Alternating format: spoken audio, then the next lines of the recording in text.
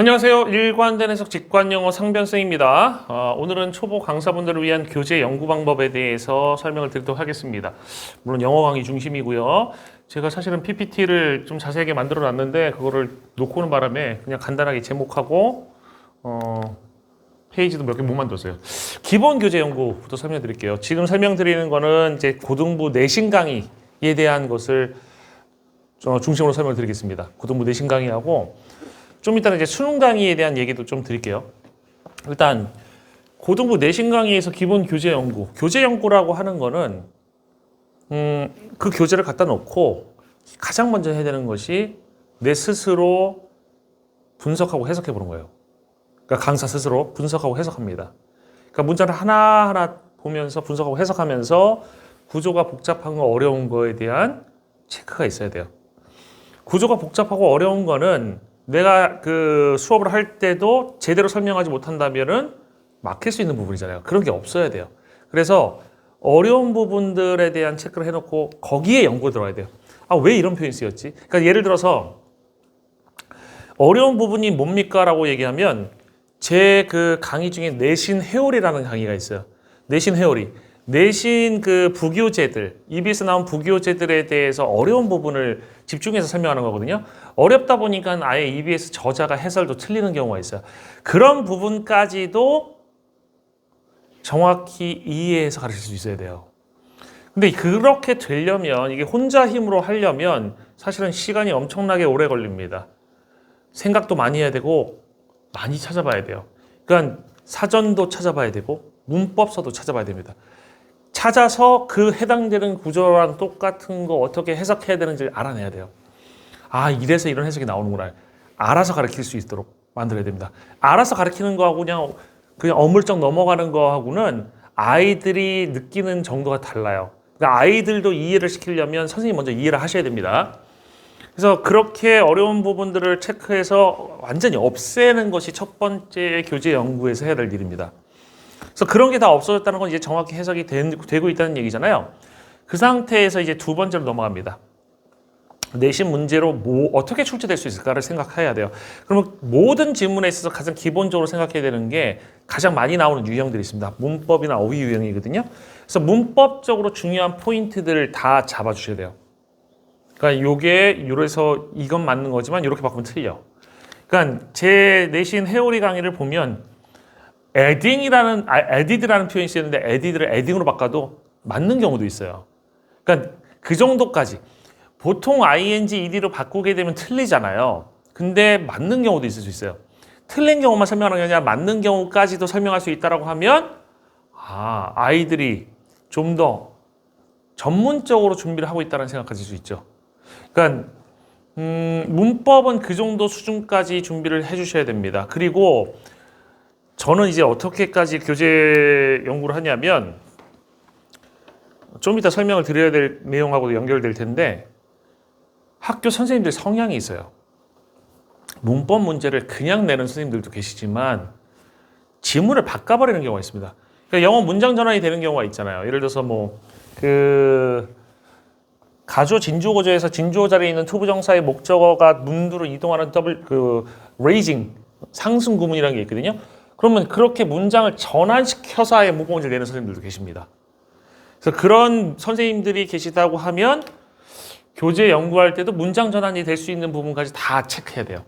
그래서 요거는 이렇게 바꿀 수 있고 이렇게 바꿀 수 있고 저는 이제 최종 정리 때 그렇게 하긴 하는데 그런 연구를 미리 해놓으시는 게 좋습니다. 수업에서 그 내용을 설명해 주시면 아이들이 이 정도까지 준비해 주시구나 라는 느낌도 받을 거 아닙니까? 그리고 어휘도 있어요. 어휘.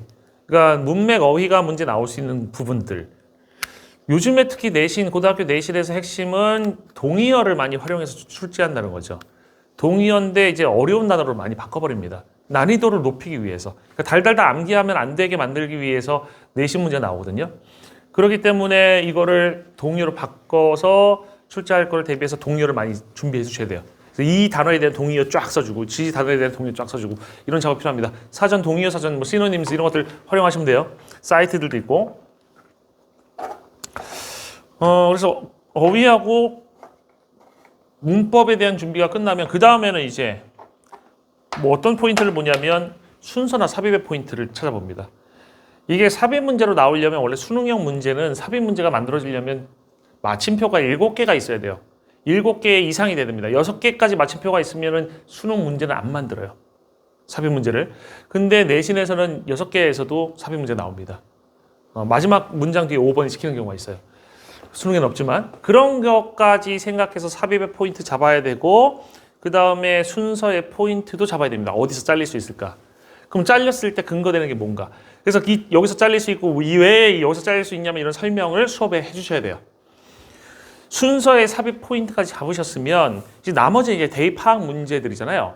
그러면 주제나 제목이나 요지라든지 요약문 완성 이런 형태로 출제가 될 텐데 아이들한테 글의 중심 내용을 문장 수준으로 한번 정리해 주시고 이 문장, 이 지문은 이런 문장, 그러니까 뭐뭐가 뭐뭐 한다는 거야. 이 정도의 문장 요지를 설명해 주시는 것도 좋고요. 그 다음에 그걸 명사구 형태로다가 줄인 주제, 주제 선지가 될 수 있는 그런 형태로도 바꿔주시면 좋을 것 같아요. 이게 기본입니다. 이 정도가 기본이에요. 이게 기본이고 내신에서의 기본이고요. 수능형 문제에 대한 기본적인 교재 연구를 좀 설명드릴까요? 일단 수능 독해에 대한 설명을 한다고 하면 역시 교재 연구는 똑같아요. 문장을 정확히 해석하면서 어려운 포인트가 있는지 확인하셔야 됩니다. 그러니까 선생님도 어려운 포인트면 아이들한테 당연히 어려울 거 아닙니까? 그 부분을 어떤 수단과 방법을 통해서라도 이해하셔야 돼요. 이게 교재 연구의 가장 첫 번째 단계입니다. 그 다음에 이제 독해 문제라고 하면 각각의 유형이 있잖아요. 그 유형에 대한 풀이법을 알려주셔야 돼요. 그러니까 풀이법을 알려주셔야 되는데 그 풀이법을 정리를 해놓고 그 풀이법이 내가 연구하는 그 해당 내용에 적용이 적용을 해서 적용이 되는지 확인해 보셔야 돼요. 그게 또 필요합니다. 그리고 독해 문제를 어떻게 풀어야 되는지에 대한 설명인데 저는 이제 독해 문제 푸는 방식이 다 똑같거든요. 처음부터 끝까지 읽으면서 정답의 근거 찾고 오답인 이유를 말하거든요. 그래서 저는 이제 그 수업 준비할 때도 그 과정을 겪어야 합니다. 정답인 이유 설명해주고 오답인 이유 설명해주고 그거를 미리 한번 리허설합니다. 교재 연구할 때. 그런 식으로다가 하면 수업할 때 문제가 안 생기겠죠. 이해되시죠? 이게 이제 수능에 있어서 기본 교재 연구입니다. 근데 더 실전적인 교재 연구법이 있어요. 더 실전적인 교재 연구법. 내신 같은 경우는 일단 학교 선생님들의 성향 파악이 중요합니다. 그래서 학교 선생님들이 시험을 어떻게 출제하셨는지를 최근에 시험을 통해서 한번 확인해 볼 필요가 있어요. 아, 이 학교에서는 이런 식으로 내는구나. 그러니까 문법 문제를 내는 스타일도 달라요. 그러니까 제가 가르치는 학교 같은 경우는 문법 문제 어렵게 나올 때 이렇게 나옵니다. 밑줄친 부분 중에서 틀린 것의 개수가 몇 개냐. 그것도 그냥 안 됩니다. 그냥 안 되고 막 바꿔버려요. 표현 같은 것들을. 막 바꿉니다. 그리거나 아니면 뭐 틀린 것이 몇 개냐. 이렇게 내거나 아니면 서술로 나올 때는 이 5개의 부분 중에서 틀린 거 찾아서 5개 문장에서 틀린 부분 2개 찾아서 고쳐라. 이런 식으로 나옵니다. 그러니까 문법이 상당히 중요하고 그런 식으로 다 출제되니까 거기에 맞춘 교재 연구를 다시 한번 진행합니다. 그리고 선생님들이 항상 똑같은 방식으로 내지는 않거든요. 그래서 좀 더 폭넓게 준비를 시켜야 되잖아요. 그래서 뭐 또 하나면 그 해당 범위에 해당되는 기출문제들을 쭉 봐요. 그래서 기출문제를 보면은 한 지문에 대해서 기출문제가 한 8개, 10개 정도 나올 수도 있잖아요. 그럼 그 8개, 10개에 해당되는 내용을 다 체크합니다. 다 체크해서 그것도 중요한 것들은 수업 시간에 설명합니다. 그러니까 내가 만약에 내어주는 기출문제에 대한 설명이 수업에서 이루어지면 아이들 기출문제 풀 때 다시 한번 그게 각인이 될 수 있잖아요. 그래서 그런 방식으로 기출문제를 활용하는 것도 실전적일 수 있습니다. 좀 더 실전적으로 가면 원문을 찾아보는 것도 괜찮아요. 원문 찾아보는 거는 뭐가 좋냐면 요즘에 가끔 앞뒤에다가 원래 없던 문장을 막 붙여서 문제 내는 경우도 있거든요. 원문 찾아서 그런 부분까지 이 부분은 괜찮네, 나올 수도 있겠네 싶으면 첨가해서 학생들한테 또 과제를 만들어주고 설명해 주시는 그런 방식이 도움이 될 수 있을 것 같습니다. 고등학교 내신은 이렇게 준비를 하시면 돼요. 그리고 수능형 문제, 뭐 풀이법 이런 것들이 오히려 쉬울 수도 있습니다. 교재 연구에 있어서는. 다만 내신은 수능형 문제를 설명하는 것보다 이제 지문의 수준이 조금 낮을 수는 있잖아요. 낮을 수 있고 수능은 지문의 수준이 좀 높을 수 있으니까 어려운 부분이 더 많거나 할 수 있어요. 수능에서. 그래서 그 부분이 실력이 많이 상관이 될 수 있고, 그 다음에 그 실력이라는 것은 결국 투입한 시간과 노력이잖아요. 그런 게 많아지실수록 교재 연구 시간이 조금 짧아질 수는 있을 것 같아요. 하지만 시간이 많이 들어가야 된다라는 말씀 드리고 싶습니다. 이게 제대로 제가 설명하는 게 전달이 됐는지 모르겠네요. 만약에 그러니까 저는 사실 해설지를 잘 안 보거든요. 해설지를 보게 되면 그 해설지에 좀 시각을 그냥 가져가게 되는 경우가 있잖아요. 그래서 해설지 잘 안 보는데 원래는 해설지의 내용과 내가 분석한 걸 비교해 보는 것도 괜찮아요. 교재 연구할 때. 그러니까 처음에 최초에 분석하는 과정이 있은 후에 해설지하고 이렇게 비교하면서 비슷한가 다른가. 다르면 둘 중에 하나잖아요. 내가 틀린 거 아니면 해설지가 틀린 거잖아요. 내가 틀렸으면 그 부분 잘못한 부분을 분명히 수정을 해야 되는 것이고 교재가 틀렸으면 그것도 설명을 해줘야 되는 겁니다. 수업 시간에. 근데 교재가 틀린 거 찾기가 쉽지가 않을 거예요. 그래서 아까도 설명드린 것처럼 그런 거는 하루아침에 되는 게 아닙니다. 진짜 오랜 시간이 걸려요. 저 같은 경우는 이제 맨날 사전 찾고 맨날 문법책 찾고 이런 게 습관이 돼서 그게 시간으로 쌓이다 보니까 눈에 들어오거든요. 근데 그리고 문맥 독해라는 걸 제가 많이 해서 문맥 독해도 중요한데 무조건 모든 문장들이 연관돼 있다라고 생각하고 독해를 하다 보면 해설지의 해석이 좀 그 문맥에 안 맞는 게 보일 때가 있어요. 그런 거에서 해설의 오류를 찾아내거든요. 선생님들이 수업 준비하실 때, 교재 연구하실 때도 문맥적으로 해석하는 연습 같은 것도 해보셔야 돼요. 그러니까 실력과 교재 연구가 따로따로는 아닙니다. 함께 가는 거긴 한데 실력도 키우셔야 교재 연구도 깊어지고 교재 연구를 하셔야 또 실력이 키워지고 이런 관계가 조금 있습니다. 제가 만약에 모의고사 수업을 한다라고 하면 실전 모의고사 수업을 한다. 뭐 실전 모의고사 풀고 그다음에 해설하는 강의겠죠. 그러면 저는 보통 아이들한테 질문을 받아요. 그러니까 몇 번 해줄까 질문을 받는데 그 질문을 받으면 그 지문 문제 유형부터 설명해 줍니다. 이 문제 유형은 어떤 거고 이 문제 유형은 어떻게 풀어야 되고 이 풀이 방식을 쭉 설명한 다음에 바로 그 문제에 적용을 해서 해석해 주면서 아이들이 왜 틀렸는지 보여주는 방식 그런 식으로 수업을 하거든요. 그러려면 문제를 푸는 방식에 대한 것이 일관되게 자리를 잡고 있어야 돼요. 그러니까 이미 저는 자리를 잡아버렸기 때문에 그게 따로 준비하지 않아도 나오긴 하는데 그런 부분이 안 되어 있으시다라고 하면 일관되게 문제 푸는 풀이법에 대한 것도 먼저 확립을 해 놓으셔야 돼요. 뭐 필요하면 그 모의고사 시험지에 정리를 해놓고 보시면서 하시면 됩니다. 스마트 패드 같은 거에서 이렇게 적어놓고 하셔도 되고요. 종이 시험지라든지 아니면 그 본문 교재에다가 적어놓으셔도 됩니다. 적는 거는 나쁜 거 아닙니다. 적어서 계속 상기하시면 그게 언젠가 적지 않아도 여러분 선생님들의 것이 돼 있을 테니까 적어서 정보를 많이 담아서 수업 시간에 활용을 하시면 좋을 것 같아요. 교재 연구를 어떻게 하는지에 대한 질문을 수업 들으시는 분 댓글로 질문을 주셔가지고 제가 지금 얘기를 좀 해봤는데요. 교재 연구는 제대로 하면 끝이 없고요. 제대로 하면 할 게 없습니다. 그런 게 교재 연구입니다. 많은 시간을 투입하셔야 됩니다. 많은 시간을 투입하셔야 되고 교재 연구를 하면 할수록 그러니까 수업 시간에 대한 생각을 하시면서 교재 연구를 하시면 뭘 해야 될지에 대한 방향이 좀 잡히실 수 있을 것 같아요. 아이들을 이해시키기 위해서 뭘 해야 될까 이런 생각 많이 하시면 교재 연구는 백조가 물 밑에서 막 발을 정신없이 이렇게 휘젓잖아요.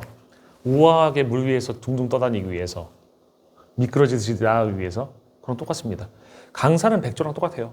수업 시간에 그냥 멋있게 미끄러지는 모습을 보여주기 위해서 수업하기 전에 막 죽어라 그 발질하는 백조와 똑같습니다.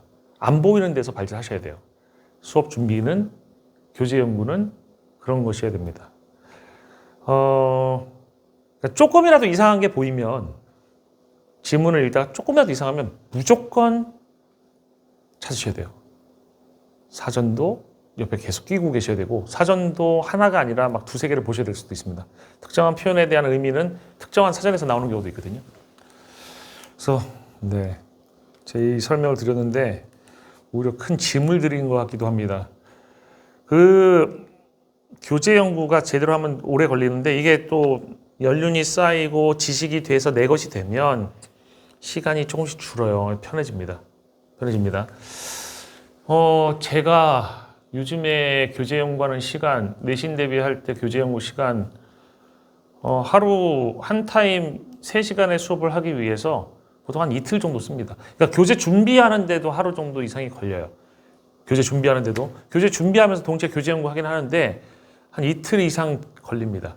상당히 많은 시간을 투여하고 있어요. 그래서 제 또 철칙이 뭐냐면, 수업 너무 많이 하면 안 된다는 게 철칙이에요. 수업을 너무 많이 하게 되면 교재 연구할 시간이 없습니다. 사람의 에너지라고 하는 거는 한정돼 있잖아요. 근데 그 한정된 에너지 가지고 수업에 다 써버리면 교재 연구할 시간이 없습니다. 그래서 내용이 깊어지지 않습니다. 적당히 하셔야 돼요. 수업도 적당히 하시면서 수업 준비를 철저히 하시는 연습을 하셔야 됩니다. 그리고 예전에 그 설명 드린 적이 있을 수도 있는데, 아직 안 올라갈 수도 있겠는데 올라갔을 수도 있고요. 재종반 같은 수업이 좋은 게 있어요. 재종반이라든지 아니면 단과 수업. 단과 수업을 예를 들어서 고3의 단과 수업을 한다고 하면 5군데 깔게 되면 5군데 똑같이 갈 수 있잖아요.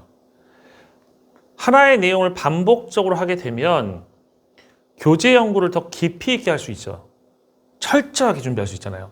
그리고 철저하게 깊이 있게 준비한 그 교재 그 연구 내용을 가지고 수업을 계속 하다 보면 그게 내 것이 됩니다. 그래서 실력을 높이는 방법 중에 제일 좋은 게 사실 가르치면서 실력을 높이는 건데, 반복이 이루어지는 가르침이 좋습니다. 엄청나게 많은 학교를 한 번에 커버해야 되는 그런 강의를 하는 분들이라고 하면 그게 어렵습니다. 그래서 실력을 키우기 위한 적절한 학원은 단과 학원이나 아니면 재종반 같은 곳이에요. 동일한 수업 내용을 반복할 수 있는 곳 좋습니다. 이해되시죠?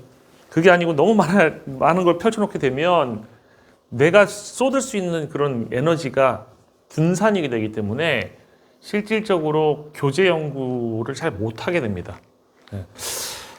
네. 지금 설명을 드리려고 했던 게 지금 제대로 다 설명이 됐는지도 모르겠습니다.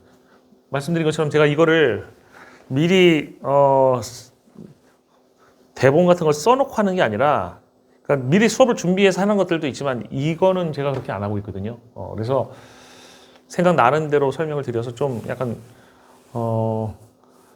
정리가 안 된 부분이 있긴 합니다만 제 뜻이 잘 전달됐기를 바라고요. 더 자세하게 또 알고 싶으신 내용이라든지 궁금하신 내용이 있으면 댓글 이런 쪽을 통해서 질문을 주시면 제가 또 컨텐츠 준비해서 설명을 드리도록 하겠습니다. 이것으로 오늘 초보 강사분을 위한 강의를 마치도록 하겠습니다. 수고 많으셨습니다.